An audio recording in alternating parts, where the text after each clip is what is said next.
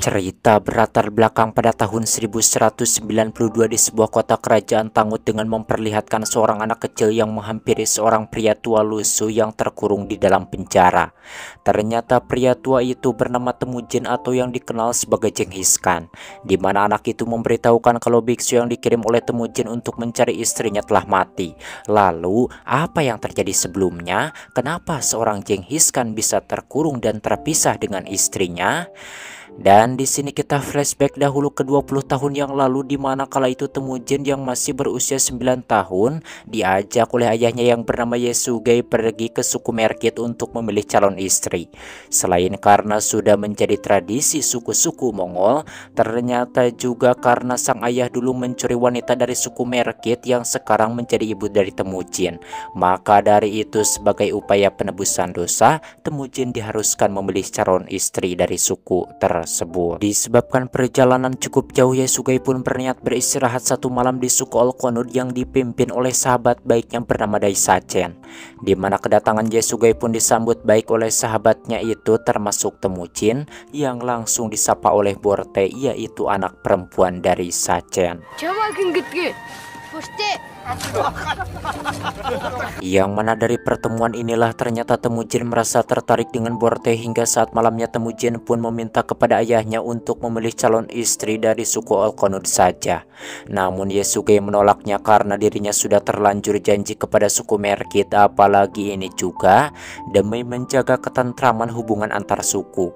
Disebabkan dilarang, akhirnya Temujin pun hanya meminta agar mengadakan latihan pemilihan calon istri. Keesokan harinya suku Olkonud pun mengeluarkan semua gadis sukunya, di mana sebelum melakukan pemilihan sang ayah pun menjelaskan kepada Temujin mengenai kriteria terbaik yang bisa dilihat dari postur tubuh para calon. Dan saat pemilihan disitulah Temujin memilih Borte sebagai calon istrinya. Kemudian Temujin pun memberitahu semua yang hadir kalau dirinya sudah menentukan siapa yang akan menjadi calon istrinya nanti, yaitu Borte. Mendengar itu tentu saja ayahnya pun kaget, namun dirinya juga tak bisa berbuat apa-apa, apalagi saat Sachen mengatakan kalau 5 tahun lagi nanti perkawinan mereka akan disiapkan dengan baik. Pada akhirnya sang ayah menyetujui pilihannya karena beranggapan bahwa seorang lelaki harus memilih istrinya sendiri. Sebelum pulang, Temujin pun memberi Borte tulang garpu gagak putih dan berjanji akan kembali 5 tahun lagi. Namun di tengah perjalanan mereka dihadapkan dengan cuaca buruk dan petir yang terus menyambar. Kemudian mereka pun langsung berteduh di bawah gunung batu yang besar. Karena menurut kepercayaan suku Mongol, petir merupakan tanda bahwa dewa mereka yang bernama Tengri sedang murka. Oleh karena itulah semua orang Mongol pun takut terhadap petir. Sesudah cuaca membaik, mereka pun melanjutkan perjalanan. Namun sialnya masalah kembali datang karena kini mereka harus melewati suku Tartar yang tengah beristirahat di jalur mereka. Mau tak mau di sini Yesugei pun harus mengikuti tradisi suku Mongol yang menghormati suku lawan dengan saling memberi makanan untuk menunjukkan kesopanan dan perjanjian tidak ada pertumpahan darah. Ketika beristirahat di sana, Yesugei pun mendapatkan susu dan dirinya juga membalasnya dengan susu beserta daging. Kemudian mereka berdua pun saling menghabiskan susu pemberian masing-masing. Dan ketika kembali melanjutkan perjalanan, tiba-tiba Yesugei jatuh murag dari kudanya karena ternyata susu pemberian tadi sudah diracun. Dalam hembusan nafas terakhirnya, Yesugei pun melimpahkan tahtanya kepada Temujin dan juga menasehatinya agar Temujin jadi pemimpin yang kuat serta meminta pertolongan kepada Dewa Tengri. Setibanya di desa Jasa, Yesugei pun dibawa ke tempat tinggi untuk dimakamkan dengan upacara pemakaman ala suku Mongol.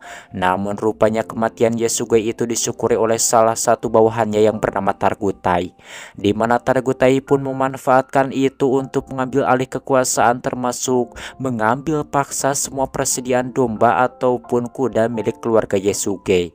Tentunya hal itu membuat ibu Temujin sangat geram dan bersumpah bahwa suatu saat nanti anaknya akan membalas perbuatan Targutai yang tidak tahu diri itu. Mendengar itu, Targutai pun marah dan langsung memerintahkan anak buahnya untuk menangkap Temujin. Untungnya hukum adat Mongol melarang membunuh anak-anak hingga Temujin pun dilepaskan. Meskipun demikian, namun Targutai menegaskan bahwa dirinya akan membunuh Temujin saat besar nanti. Setelah Targutai dan para pengikutnya pergi, Temujin pun disuruh oleh ibunya untuk pergi bersembunyi menyelamatkan diri. Sementara ibunya sendiri akan tetap bertahan tinggal di sana dengan kedua adiknya. Dengan terpaksa kemudian Temujin pun pergi seorang diri berjalan di tengah cuaca dingin menuju Gunung Keramat karena dirinya teringat akan pesan ayahnya untuk meminta tolong kepada Dewa Tengri. Akan tetapi karena gunung itu terlalu jauh, Temujin pun sempat pingsan di tengah jalan dan ditemukan oleh seorang anak laki-laki dari suku lain bernama Jamuka. Kemudian mereka pun mengobrol dan di sini Temujin pun menceritakan tunangannya Borte serta keluarganya yang telah dikhianati. Disebabkan semakin akrab, akhirnya mereka berdua pun sepakat untuk menjadi saudara dengan simbol saling meminum setetes darah yang dicampurkan ke dalam susu. Dan saat itu Jamuka juga berjanji kalau nanti menjadi Khan, maka dirinya akan menjadikan Temujin sebagai wakilnya. Keesokan harinya saat pagi Caang, Temujin pun pergi mengembala domba bersama Jamuka. Namun sialnya tanpa disangka Targutai lewat ke tempat tersebut. Lantas Jamuka pun menyuruhnya untuk kabur, tetapi sayangnya Temujin tetap tertangkap dan langsung dibawa ke pemukiman dan menjadi tawanan dengan leher dipasung. Yang mana setiap harinya Temujin pun disuruh bekerja dan diberi makan oleh seorang kakek tua agar cepat tumbuh dewasa. Setiap minggunya Targutai pun memeriksa tinggi badan Temujin karena dirinya sudah tak sabar ingin membunuhnya. Namun untungnya saat itu Temujin belum cukup memenuhi kriteria yang bisa dikatakan dewasa, hingga Targutai pun marah dan menyuruh si kakek untuk lebih giat lagi memberinya makan. Keberuntungan pun tidak sampai di situ saja karena tiba-tiba hujan turun beserta petir hingga membuat Targutai dan anak buahnya cepat-cepat berlindung dan lupa mengikat kembali Temujin. Yang mana di sini Temujin pun tidak menyia-nyiakan kesempatan itu dan langsung kabur berlari ke Gunung Keramat karena itulah satu-satunya tempat yang dirinya pikirkan.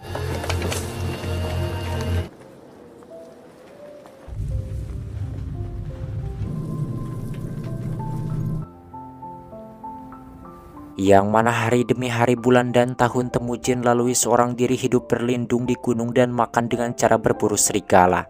Setiap harinya Temujin yang kini sudah dewasa selalu memikirkan mengenai cara membalas dendamnya kepada Targutai.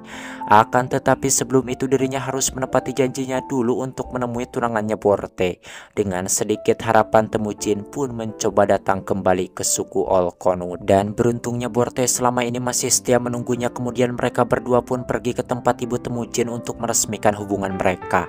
Dimana saat itu Borte membawa mantel bulu musang sebagai mas kawin dari sukunya yang kemudian ditukarkan dengan kalung sebagai syarat pernikahan mereka. Setelah resmi menjadi pasangan suami istri, mereka berdua pun berjalan-jalan ke tempat sepi untuk melakukan empeludan sepuasnya. Sementara itu ibu Temujin tiba-tiba didatangi oleh suku Merkit yang ingin menculik Borte sebagai balas dendam karena dulu Yasuge tidak pernah menepati janjinya. Dengan barbarnya pasukan Merkit pun membakar rumah ibu Temujin dan juga rumah adiknya. Singkat waktu saat pagi Caang, Temujin dan istrinya pun berhasil ditemukan yang tak jauh dari pemukiman. Lantas mereka berdua pun langsung kabur untuk menyelamatkan diri hingga terjadilah kejar-kejaran yang sangat mengedankan sekali. Melihat suaminya terkena panah, akhirnya Borte pun memilih untuk menyerahkan dirinya dengan mencabut kuda Temujin agar membawanya kembali ke rumah ibunya. Beberapa hari kemudian setelah lukanya sembuh, Temujin pun datang ke pemukiman Jamuka. Dan tentunya di sini Jamuka pun sangat senang apalagi saat diberi hadiah mantel musang. Ternyata Jamuka juga sudah mendengar kabar mengenai penculikan Borte. Namun dirinya menyarankan agar Temujin mencari istri lain saja disebabkan orang Mongol tidak pernah berperang hanya karena seorang wanita. Namun di sini Temujin yang baru sesonoan satu malam dengan Borte tetap kekeh ingin pergi ke suku Merkit untuk menjemput istrinya. Disebabkan dirinya sudah membawa beberapa orang yang siap berperang. Melihat keseriusan saudaranya, Jamuka pun akhirnya bersedia membantu, asal Temujin mau menunggu beberapa bulan supaya penyerangan itu tidak terkesan karena seorang wanita. Disebabkan memang butuh pasukan tambahan dan tidak ada pilihan lain, akhirnya Temujin pun setuju untuk menunggu waktu yang tepat. Beberapa bulan kemudian akhirnya waktu yang ditunggu-tunggu pun tiba, kemudian mereka pun berangkat untuk melakukan penyerangan. Dan ketika sampai di area bebatuan, mereka pun diserang secara mendadak dari berbagai arah hingga peperangan yang sangat mengedankan pun terjadi. Dan di sini hampir saja Jamuka terbunuh, namun beruntungnya Temujin keburu membantunya hingga Jamuka pun bisa selamat dan melanjutkan perangnya kembali. Sementara Temujin sendiri pergi ke pemukiman Merkit untuk mencari istrinya. Akan tetapi sebelum itu dirinya kembali harus melawan beberapa penjaga. Namun dengan ketangguhan dan juga kecepatan yang dimilikinya dalam bertarung, Temujin pun dengan mudahnya mengalahkan beberapa penjaga itu. Dan pada akhirnya Temujin pun berhasil menemukan Borte yang tengah hamil di salah satu tempat tinggal suku Merkit.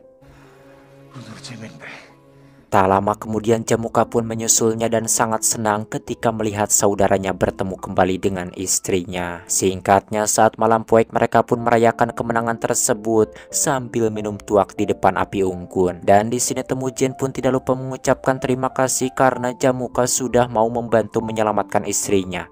Kemudian saat itu Jamuka pun mengatakan kalau mulai sekarang Temujin akan menjadi wakilnya. Namun Temujin menolak dengan halus karena dirinya tak terbiasa menjadi bawahan dan ingin kembali ke pemukimannya. Di malam itu mereka semua pun membagi barang jarahan, di mana Jamuka mengambil semua bagian untuk dirinya sendiri. Sementara Temujin hanya mengambil 1/10 saja dan sisanya dirinya bagikan secara merata kepada setiap pasukannya. Dan dirinya juga tidak lupa memberikan bagian adil kepada keluarga pasukan yang ditinggal mati. Di mana pembagian itu tentu saja membuat Temujin senang, tetapi adiknya Jamuka yang bernama Taichar justru menganggapnya sebagai pemimpin yang bodoh. Namun sebagai saudara Jamuka hanya menjawab kalau suatu saat nanti Temujin juga pasti akan mengambil seluruh harta jarahan untuk dirinya sendiri. Singkat waktu, pagi pun caang. Dan di sini Jamuka mendapat laporan dari adiknya kalau kedua orang kepercayaannya kini ikut pergi bersama Temujin. Setelah dikejar, Jamuka pun mengajak kedua bawahannya itu untuk kembali.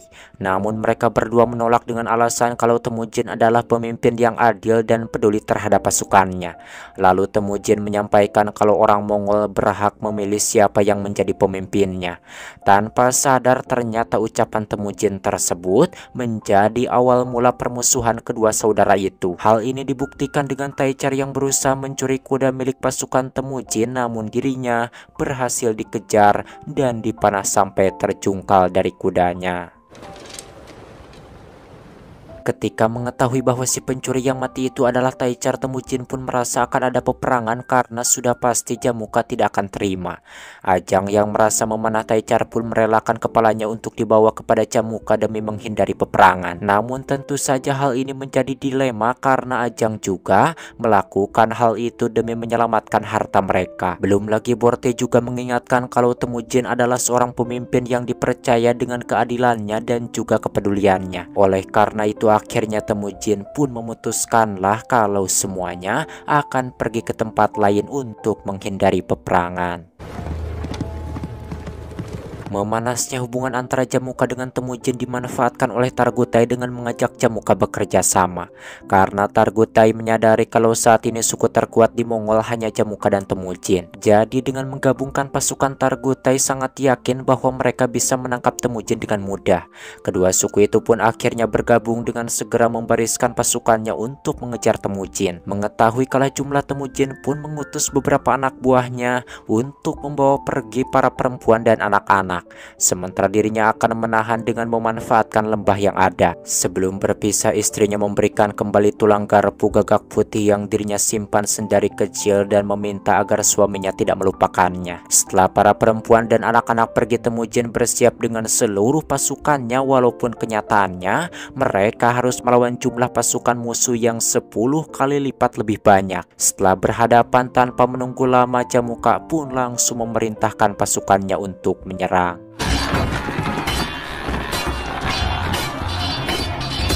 Dengan sekuat tenaga, pasukan Temujin pun bertahan walaupun satu persatu dari mereka harus tumbang karena serangan barbar dari musuh yang sangat banyak.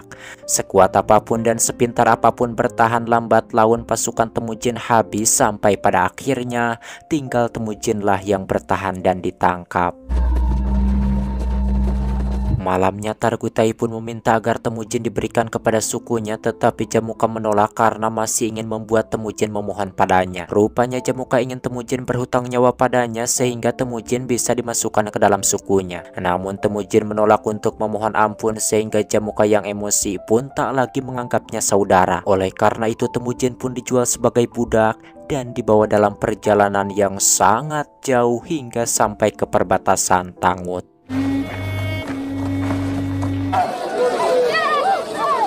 Dan di sana Temujin berhasil menarik perhatian seorang jenderal kerajaan Tangut untuk membelinya. Akan tetapi biksu yang mendampinginya memperingatkan bahwa Temujin akan membawa petaka bagi kerajaan Tangut dengan membawa serangan orang-orang Mongol. Jenderal yang percaya akan hal itu langsung membelinya dan berniat hanya akan mengurungnya sampai mati. Bulan demi bulan Temujin bertahan dalam kurungan yang berada di tengah-tengah keramaian, yang mana dalam penjaranya ditulis kalau inilah orang Mongol yang akan menghancurkan kota Tangut. Dan di sini banyak dari warga mengolok-olok Temujin yang kini keadaannya semakin lemah karena terus-terusan dibiarkan terpanggang dan kelaparan, yang mana dirinya hanya makan dengan berusaha menangkap burung yang dirinya pancing dengan kulit-kulitnya yang terkelupas, serta untuk minumnya dirinya hanya menunggu hujan turun. Suatu hari biksu yang melihat keteguhan Temujin datang untuk meminta maaf atas perilaku warganya, dan si biksu itu memohon agar Temujin tidak menyentuh biaranya jika suatu saat menjadi penguasa Tangut. Di sini Temujin pun berusaha mempercayai sang biksu dengan memberinya tulang garpu gagak putih agar diberikan kepada pedagang dari bangsa Mongol yang kemudian nantinya disampaikan kepada istrinya yaitu Borte. Akan tetapi saat mencari pedagang dari Mongol, si biksu malah mendapat informasi kalau pedagang Mongol sangat jarang dan tak pasti kapan akan datang. Disebabkan tidak ada pilihan lain dan demi keselamatan biaranya, akhirnya si biksu pun pergi sendirian melalui panas yang terik dan gurun yang tandus, yang mana dirinya rela melakukan semua ini karena percaya bahwa Temujin akan memegang janjinya. Namun sayangnya dirinya tak berhasil sampai ke pemukiman bangsa Mongol dan tewas di tengah perjalanan akibat dehidrasi dan kelelahan. Beruntungnya jasad biksu itu ditemukan oleh Borte dan anaknya yang kini sudah besar. Tak lama kemudian datang rombongan pedagang yang membantu mengkremasi jasad sang biksu, dan setelah itu Borte pun memohon agar dirinya bisa ikut bersama mereka. Beberapa hari setelah melakukan perjalanan yang cukup jauh, akhirnya Borte pun sampai di Tangut dan menemui Temujin sekaligus memperlihatkan baju pengantinnya yang menandakan bahwa dirinya sudah menikah dengan warga Tangut. Melihat itu Temujin pun sudah sadar kalau apa yang dilakukan istrinya ini demi bisa menyelamatkannya. Dan benar saja beberapa tahun kemudian Borte datang untuk memberi uang sogokan kepada para penjaga, bahkan dirinya juga memberikan kalung pemberian ibu Temujin sebagai biaya tambahan agar para penjaga memberikan kunci tahanan. Setelah berhasil menyuap kedua penjaga, Borte pun melemparkan kunci pada Temujin yang kemudian mereka kabur bersama untuk kembali ke daerah Mongol. Dalam perjalanan ini Temujin pun bertemu dengan Jochi yang merupakan anak kandungnya dan Mongen anak si pedagang. Meskipun demikian namun Temujin tetap menerima Mongen sebagai anaknya sendiri dan mereka pun pergi bersama-sama menuju Mongol. Beberapa minggu kemudian ketika sampai di daerah Mongol, Temujin pun sangat merasa senang ketika melihat kembali tanah kelahirannya. Kemudian dirinya pun mengajarkan Mongen beberapa bahasa Mongol dan juga sudah menyiapkan nama terbaik untuk anaknya yang saat ini sedang dikandung Borte. Karena ternyata dalam perjalanan sebelumnya Temujin yang sudah lama tidak bertemu mengemplud istrinya berulang kali. Dan di sini Temujin mengetahui dari istrinya kalau saat ini Mongol hanya kumpulan suku-suku pencuri, bahkan mereka berani melakukan kekerasan kepada anak-anak ataupun wanita. Mendengar itu Temujin pun sangat kecewa karena bangsa Mongol sendiri seharusnya selalu menjunjung adat dan aturan-aturannya. Oleh karena itu Temujin pun terpaksa harus berpisah lagi dengan istrinya dengan misi untuk mempersatukan kembali bangsa Mongol dan aturan-aturannya. Sesampainya di Gunung Keramat, Temujin pun berdoa pada Dewa Tantri demi keberhasilan rencananya. Yang mana dalam doanya ini Temujin menyebutkan 4 hukum utama bangsa Mongol, diantaranya larangan membunuh perempuan dan anak-anak, melawan musuh sampai titik darah penghabisan, tidak boleh melupakan hutang, dan tidak boleh mengkhianati khan. Di mana Temujin bertekad akan menegakkan hukum itu walaupun harus membunuh setengah dari bangsa Mongol. Beberapa tahun kemudian, tepatnya pada tahun 1196, Temujin berhasil menyatukan beberapa suku Mongol yang sepaham dengan tujuan dan aturan-aturannya. Sementara kebanyakan sisanya bergabung dengan Jamuka yang selalu bertentangan dengan pahamnya. Hingga pada akhirnya inilah pertempuran terakhir antara Temujin dan Jamuka untuk menentukan siapakah khan yang pantas memimpin seluruh bangsa Mongol. Walau kalah jumlah, Temujin sudah menyiapkan strateginya sendiri yang kemudian memerintahkan pemanah terbaiknya untuk memberikan isyarat agar peperangan segera dimulai. Kemudian saat itu Temujin pun mengerahkan pasukan khususnya lebih dulu untuk menghadapi serangan pertama. Dan di sini Temujin sangat yakin walaupun kalau jumlah pasukan terbaiknya ini bisa mengalahkan banyak musuh. Dan benar saja pertempuran pertama ini kebanyakan korbannya dari pasukan Jamuka. Setelah tinggal beberapa orang, mereka kemudian mundur dan semuanya pun langsung mengejar. Ternyata semua itu hanya pengalihan karena setelahnya pemanah terbaik yang bersembunyi di garis depan muncul untuk segera memanah setiap pasukan Jamuka yang datang. Jamuka yang sadar kalau dirinya kalah strategi segera mengerahkan semua pasukannya untuk maju. Dan Temujin pun tak pernah gentar, lalu dirinya pun segera memerintahkan seluruh pasukannya menyerang. Dan saat itulah tiba-tiba langit menjadi gelap dan petir terus menyambar, di mana hal itu membuat pasukan Jamuka berpencar karena takut akan petir. Namun pasukan Temujin tetap berada pada posisinya hingga mereka pun berhasil menghabisi pasukan Jamuka. Peperangan itu pun akhirnya dengan mudah dimenangkan oleh Temujin. Saat selesai, 2 orang bawahan Targutai melaporkan kalau Targutai terpaksa mereka bunuh karena mencoba melarikan diri. Namun bukannya diterima, kedua orang itu malah dibunuh karena melanggar aturan mengkhianati khannya sendiri. Dimana saat itu semua tawanan yang menyerah pun dibariskan dan diangkat menjadi prajurit Temujin kecuali kakek tua yang dulu pernah memberi makan, yang mana si kakek itu diberikan 100 ekor kuda dan diangkat sebagai penasehatnya. Singkat waktu, saat malam poek, Temujin dan Jamuka pun bertemu, yang mana di sini Jamuka pun menyatakan kekalahannya dan Temujin yang masih menganggap saudara mengampuninya. Namun sayangnya Jamuka menolak bergabung dan dirinya sudah siap jika harus dibunuh. Namun walau begitu ternyata Temujin tak membunuhnya, di mana Jamuka hanya diasingkan dan dibiarkan pergi begitu saja.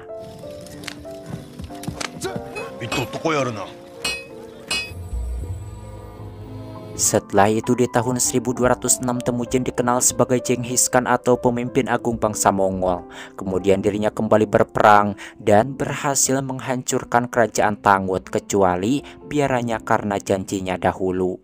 Tamat ending yang sangat mengjenghis Khan, penguasa agung Khan, Mongol Khan.